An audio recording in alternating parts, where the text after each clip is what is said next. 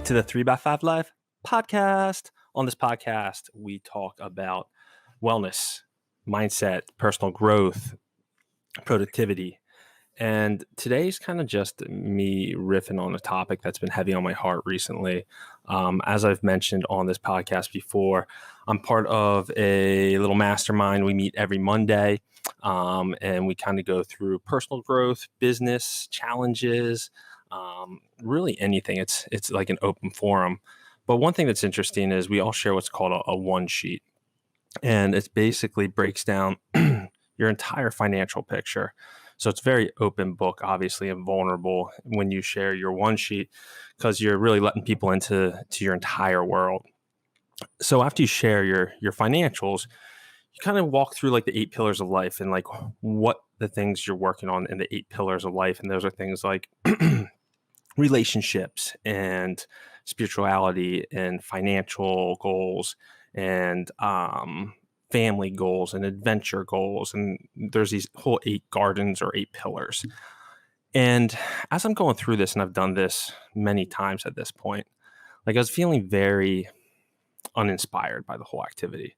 And just reflecting over the last 2 years, I feel like I've been in the very chasing shiny object syndrome, where something new, interesting grabs my attention.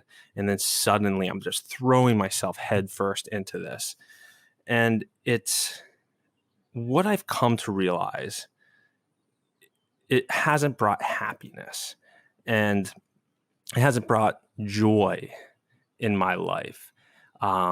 It's been an amazing journey, and I've gotten a lot out of just really throwing myself into these projects. And I've learned a lot about myself through those processes. But after this sharing of a one sheet with the group, like that day, I was just kind of reflecting on like what really does bring me joy. What do I want to do on a daily basis if I could just orchestrate my perfect day? And so I just kind of quick, like off the cuff, wrote down, my list. I was like, I want to. And just the things that came up were so simplistic.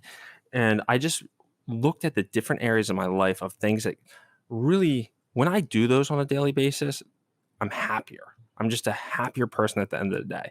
Not if I got some huge accomplishment in business or some new business opportunity. Yes, that does bring me some happiness, but true, authentic happiness. And I thought there's some value to this in sharing this list with you guys. So this is really what, at the end of the day, if I accomplish these things or I do these things, I'm just a happier, more joyful person at my core. And the first one is, and these are in no particular order, is put a solid effort in at work. I get so distracted at work, like we all do, and I'm pretty diligent with my time. But when I put a solid effort in and I really eat the frog, get the things done that I need to get done in the beginning, at the end of the day, even if the rest of the day goes astray, I know I'm happier. I'm happier when I get to go out on a trail run every day, when I get to go be in nature and just hear the birds chirping and look at the trees and just be out there.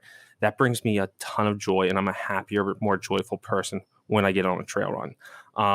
Something else that seems kind of strange that goes kind of with health nutrition is if I do a little stretching and core work. If I just get 10 minutes of that in, like my self-talk of going on trail run plus doing a little bit of stretch core work just brings me joy for some reason. I don't know why. I know that's weird, but it does.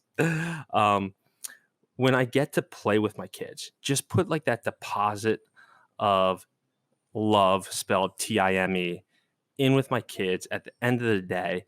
And a lot of times it's playing in the backyard, playing soccer, but putting that deposit in the tank just really fills that bucket. Laughter with friends or family.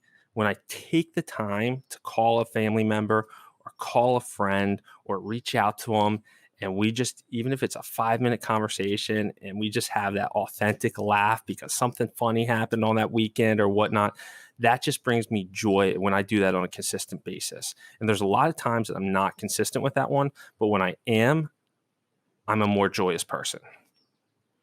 Learn something new or inspiring. I love consuming podcasts. I love reading new books, reading audiobooks. And when I'm listening to something that just really fills me up, or somebody's like breaking down something I've always thought about, but they're saying it in a different way when it comes to like personal development or whatnot. When I hear those types of messages, it really fills my bucket too. Um, Reflect and pray. I love to reflect at the end of the day, and just like the 3x5 cards, write out my 3 wins and kind of give thanks for the day. And when I do that on a consistent basis, it lifts my spirits as well. Eat life-giving food. I know I'm just operating at a much higher level when I'm eating super clean. My self-talk is better. I'm running better. Everything. My clarity of thought at work is better when I'm eating clean and I'm taking care of those fundamentals. And then the last thing is just connecting with Jesse.